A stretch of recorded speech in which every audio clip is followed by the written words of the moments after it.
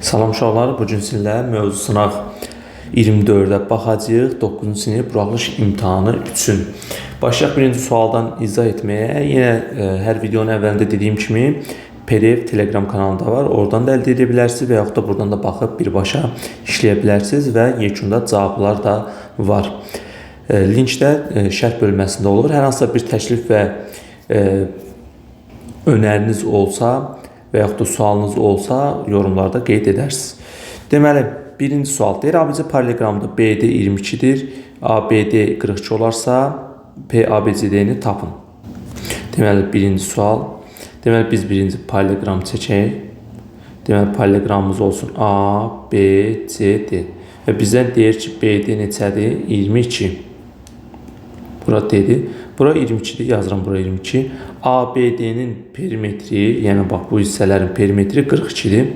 Onda biz belə deyək, bura bir A deyək, bura bir B deyək. Onda olacaq PABD bərabərdir A plus B plus 22. Yəni üçbucaqda perimetri bu üçün cəminə bərabərdir və perimetri bizə verilib 42. Onda A plus B bizdə olacaq nəyə bərabər? 42-dən 22 çıxanda qalacaq necə? 20. Deməli, A plus B 20-dir. İndi bizdən ABCD-nin sahəsini soruşur, yəni paralelogramın sahəsi. Paralelogramın sahəsi necə hesablanırdı? P bərabərdir, 2 vurulsun, N plus uzunluq, yəni A plus B. İndi A plus B də hazırca verilib də bizdə 20-dir. Onda yazılır 2 vurulsun 20 bərabər 40. Yəni doğru cavabımız olacaq. Bir də C variantı. Keçək ikinci sualımıza.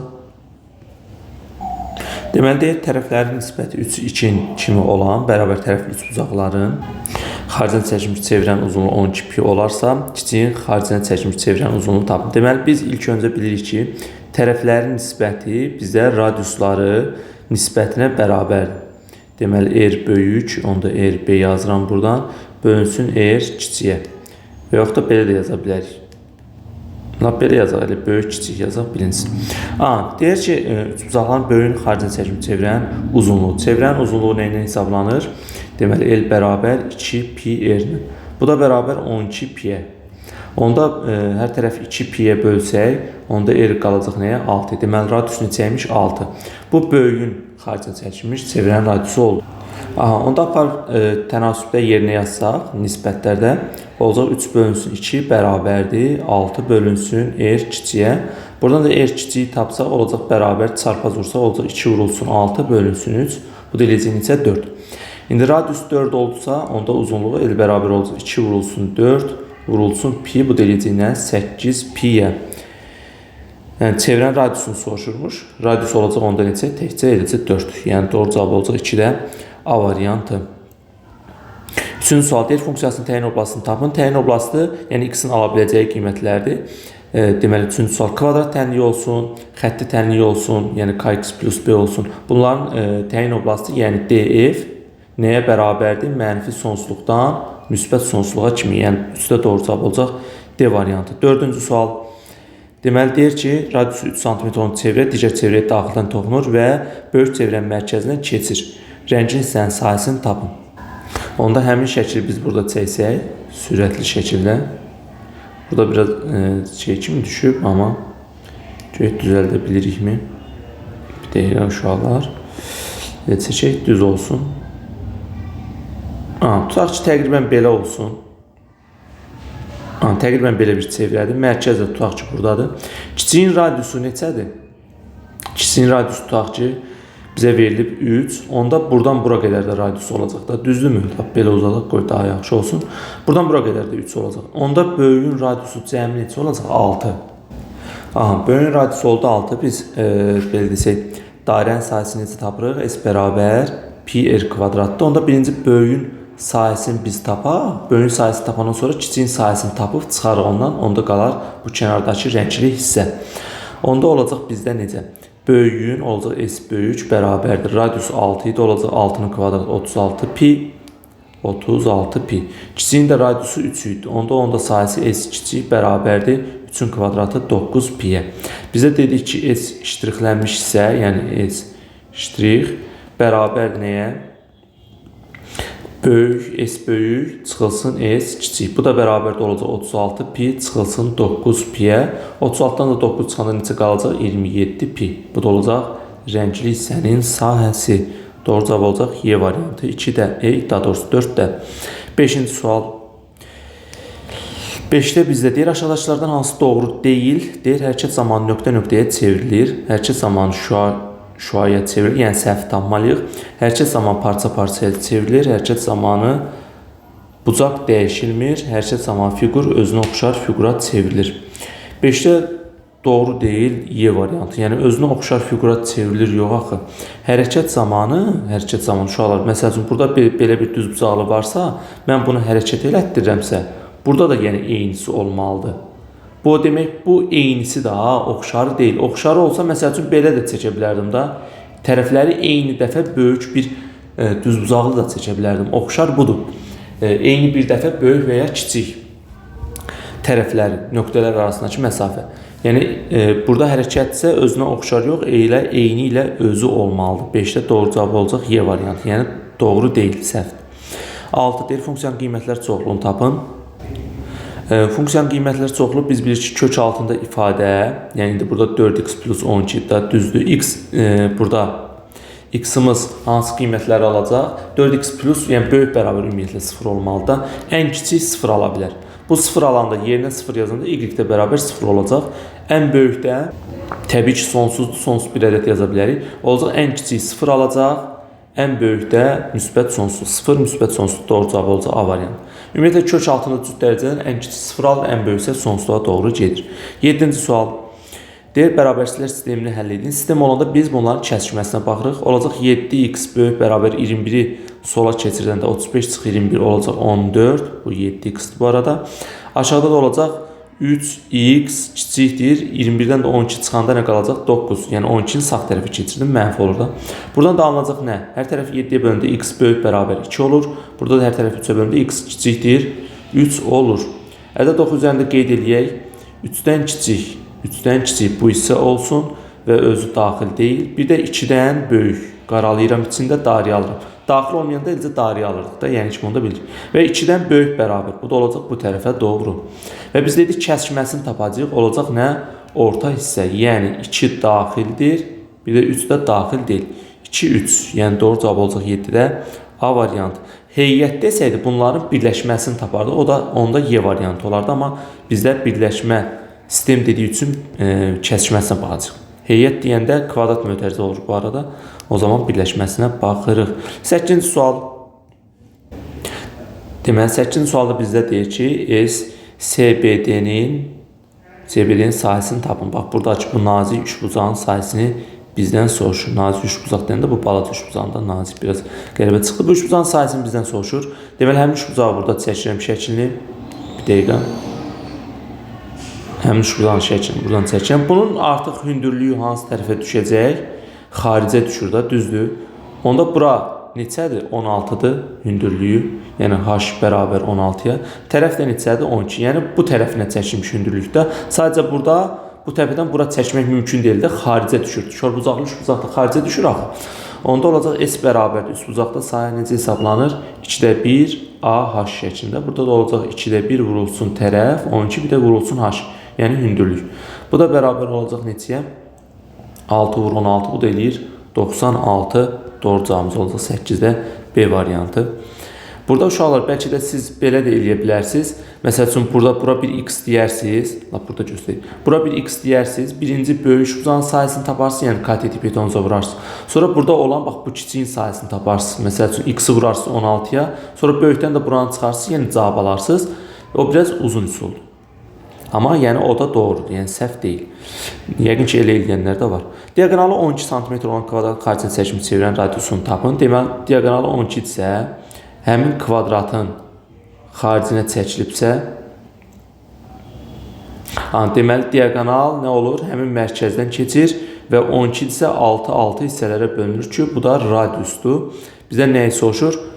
Radius tap, radius elə olacaq 6 D variantı. Daxilinə çəkilsəydi tərəfin. Deməli, xaricinə çəkiləndə diametrin yarısı olur radius. Daxilinə çəkiləndə tərəfin yarısı olur kiçik yer. 10-cu sual deyir.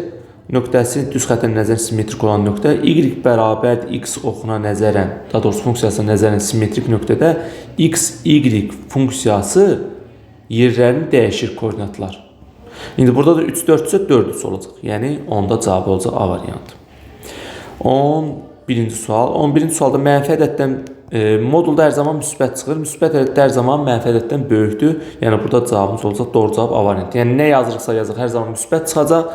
Burada da müsbət ədəd nədir? Mənfidən böyükdür. Ona görə 11-də hər zaman şərt ödənəcək. 12-ci sual. Deyir ABC paralleqramında BH 8-dir. Buraya yazaq onda 8. AC tərəfdə 14-dür. Bizə nəyi soruşdu? ABCD-nin sahəsini. Deməli uşaqlar, burada bizim qaydamızda əsasən S bərabər olacaq nəyə? H vurulsun diagonal. Yəni diagonal və bu diagonal çəkilmiş hündürlük olacaq 8 vurulsun 14. 80, 32-də o. Neçə eləyir? 112 eləyir da. Bəli, C variantı. Doğru cavab olacaq C variantı.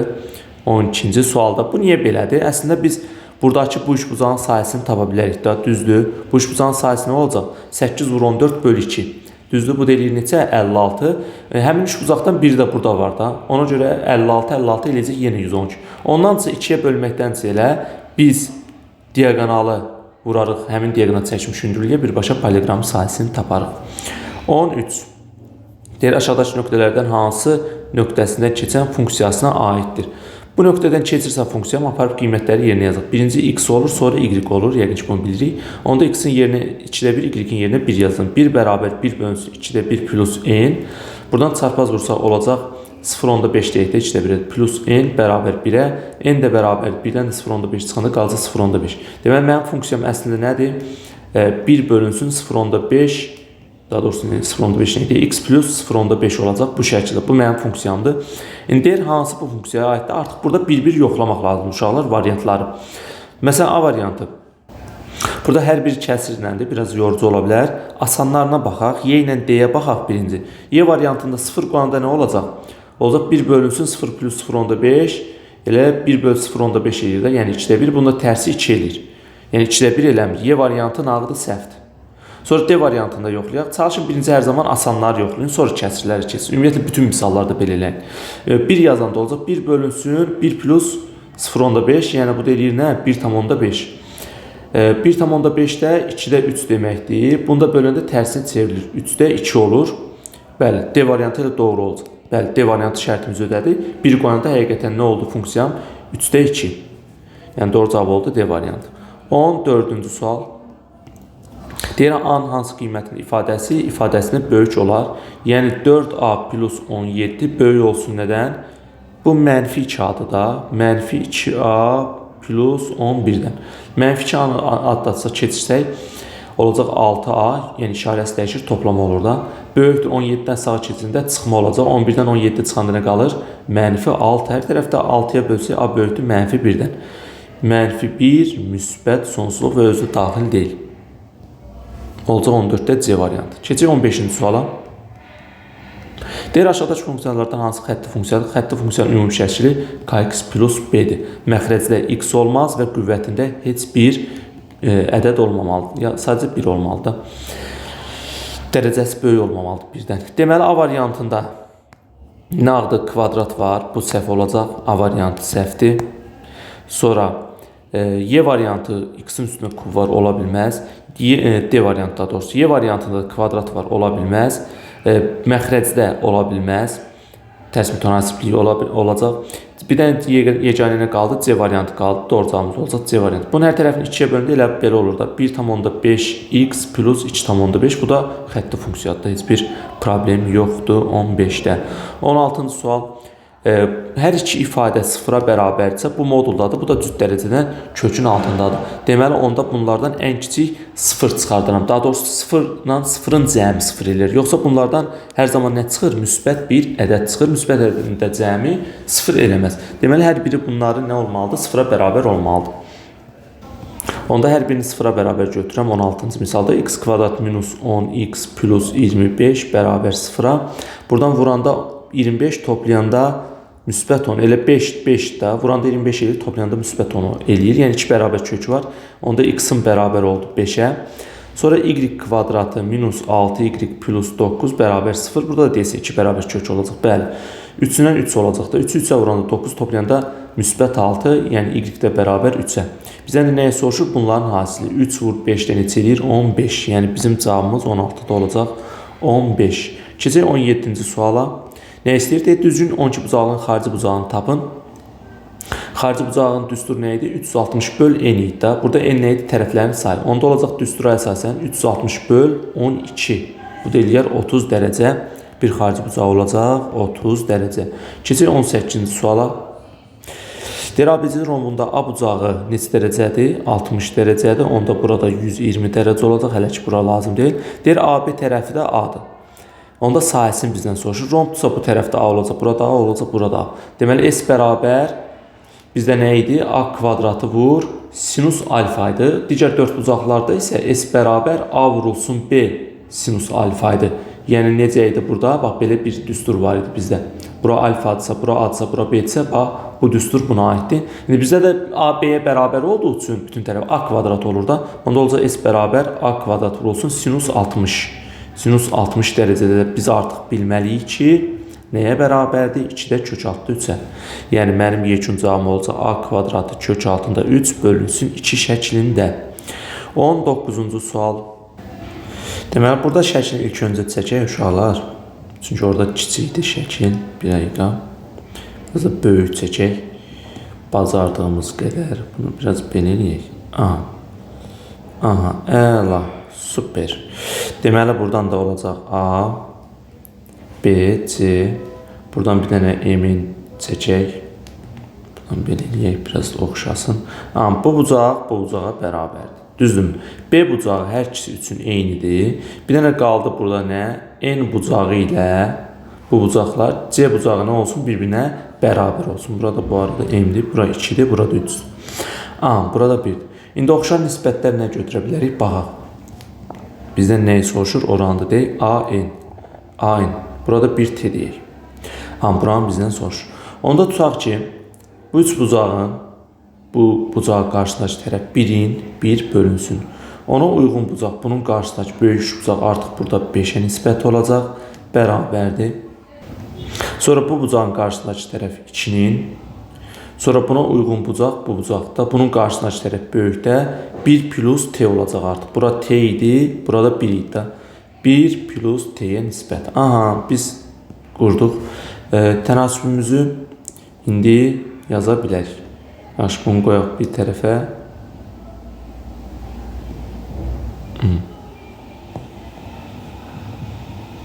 T də buradadır. Bu bucaq da buradadır. İndi həll eləsək, çarpaz vursaq olacaq 1 plus T bərabər 2 vur 5, 10. T də bərabər olacaq. Ondan bir çıxanda necə qalır? 9.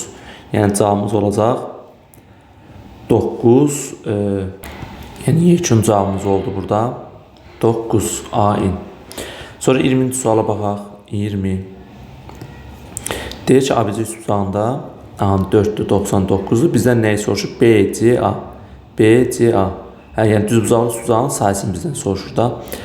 Deməli, onda biz nə edərik? H-ı tapa bilərik də buradan. H nəyə bərabərdir? H kvadrat bərabərdir ayırdığı hissələrin hasilinə. Yəni 4 vur 9. Hər tərəfdən kök alsan, 4-dən 2 çıxacaq, 9-dan da 3 çıxacaq da. Olur, hündürlüyümüz 6.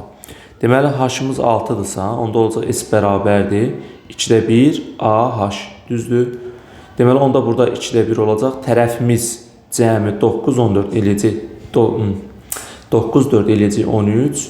Vurulsun, hündürlüyümüz də 6-dır. 6 ilə 2 ixtisar gedir. 3 qalar. 13-də 3-ə vuranda düşəcək neçə? 39. 39. Keçək 21-ci suala. Deməli, bura neçə verilib? CD 4-dür. Hanı C-dir? Bura 4-dür. Şurada deməli 21-ci sualda burada nəsə səhvlik var. Çünki AB burada paralel veriblər. AB YF. AB YF heç ümumiyyətlə yoxdur. Bizdən YF-i soruşur. Burada yəqin ki CF olar, bir də YD olar. Orada səhv salıb. CF ilə YD olar. Bizdən də YD-nin uzunluğunu soruşur. CF 4 olar burada. YD-ni bizdən soruşar. Burada səhv düşür. Burada CF-dir. Burada da YD-dir. F deyil, YD-dir. YD-ni bizdən soruşur tabi. CF 4-dür. Bizim belə bir qaydamız var. Deməli, bura 6-da 1. Üstə gəlsin, bura 7, x-da 1. bərabər olmalıdır ortadakının tərsinə, yəni 4də 1-ə. Buradan da x-də 1-i tapanda olacaq x-də 1 bərabər 4də 1 çıxılsın 6da 1 şəklində olar. Burada cavablarda düzgənimiz 12 eləyir də. 12 çox böyükdür, 12 olmaz. Burada bir dəqiqə uşaqlar. Burada çıxanda qalacaq nə? 12də 1 qalır, tərsi 12 eləyir də, x 12 olur. Bura kiçik tərəfdə 12 olmaz. Onda bizdə bir dəqiqə YD-ni onda verib burada. Bizə YD 4 verilib bir dəqiqə. Bura 4 verilib, bura x-dir. Onda bizdən nəyi soruşur tab? CF olar. Çünki bunun yalnız bir dənə qaydası var, o da budur. Deməli, YD verilib 4-dürsə, onda belə olacaq. Bəli. Onda olacaq 4də 1 bərabər x-də 1. Buradan da olacaq x-də 1 bərabər 12də 3 plus 2. Ortaq məxric elədik də.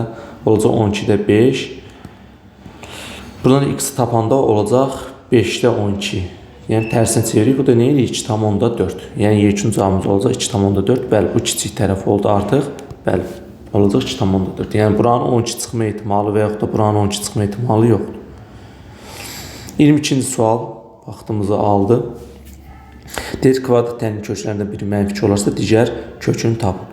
Onda aparıb yerinə qiymətini yazacaq. Olacaq -2-nin kvadratı olacaq 4. Üstə gəlsin a üstə gəlsin 2 vurulsun -2 bir də plus a minus 3 bərabər 0-a. Yəni kökünü apardıq yerinə yazdıq. Buradan da olacaq 4 çıxılsın -2-yə vuranda 2a çıxılsın 4 plus a minus 3 bərabər 0. Deməli burada 4 ilə 4 islah olacaq. -2 a ilə a-nı toplayanda -a qalacaq. Minus 3. Bu 3-ü də sağa keçirdik. Olacaq müsbət 3. Hər tərəfdə mənfiyə vuraq. Olacaq a bərabər -3-ə.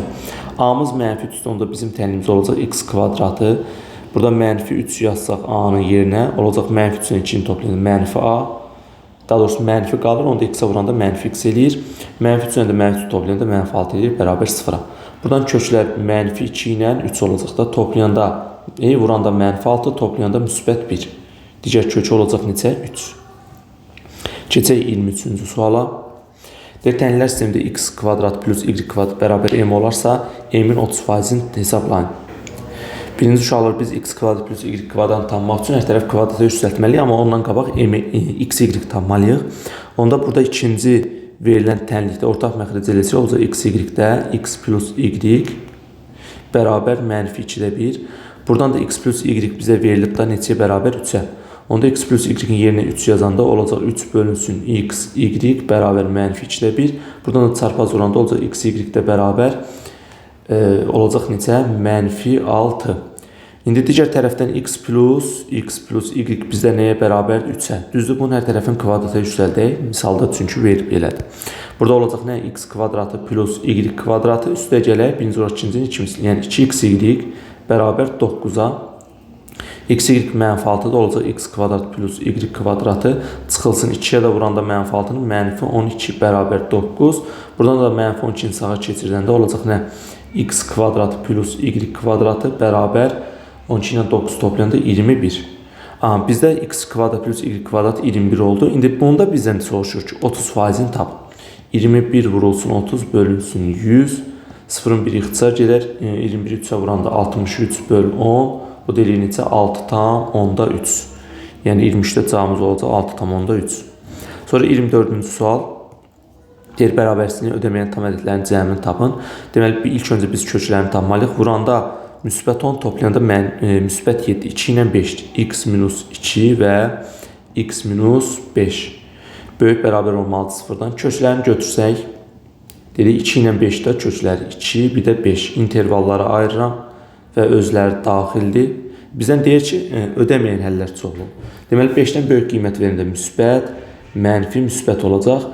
Ödəməyən bizdə deyir böyük 0 olmalıdır. 1, 5, bir də bu hissə ödəyir. Ödəməyən hansıdır? 2, 5 aralığı. 2 və 5 aralığı olacaq. İndi bizdən də nəyə soruşur? Bunların cəmini tap. Olacaq 3, bir də 4. Cəmi neçə eləyir? 7. Yəni doğru cavab olacaq 7. Deyirsiniz ki, 2 ilə 5-i niyə götürdüm? 2 ilə 5 bizim şərtimizi ödəyir axı. Bunun həlləri elə bir belədir. Mənfi sonsuzluqdan 2-yə qədər birləşir, bir də 5 müsbət sonsuzluğa. 2 ilə 5 bunlara daxildir həlinə. Daxil olmayan soruşur 2-5 aralığı. 25-ci sual, nəhayət sonuncu sualımız. Deyir funksiyanın sıfırları arasındakı məsafəni tapın. Deməli funksiyanın sıfırları nədir? Yəni həmin funksiyanın kökləri, kvadrat funksiyanın kökləri x kvadrat plus x minus 12 bərabər 0. Vuranda 12, toplayanda -1. Deməli -4 ilə 3 həqiqətən vuranda -12 eləyir, toplayanda əks işarə ilə -1 eləyir. İndi bunlar arasındakı məsafə. Deməli bizim funksiyamız təqribən belə keçəcək də qollar. Biri müsbət 3-dən, biri də -4-dən. Buradan bura qədər məsafə 4-dür. Buradan bura qədər də məsafə 3 ilə 4-ün də cəmi eləyəcək bizdə nə? 7. Da durub məsafəni mənfi götürməklə uşaqlar. Cavab olacaq 7. Bu günlük bu qədər. Özünüzə yaxşı baxın. Hər hansısa bir sualınız olsa şərh bölməsinə qeyd edərsiniz. PDF yenə Telegram kanalında olacaq. Oradan da əldə edə bilərsiniz. Sağ olun, özünüzə yaxşı baxın.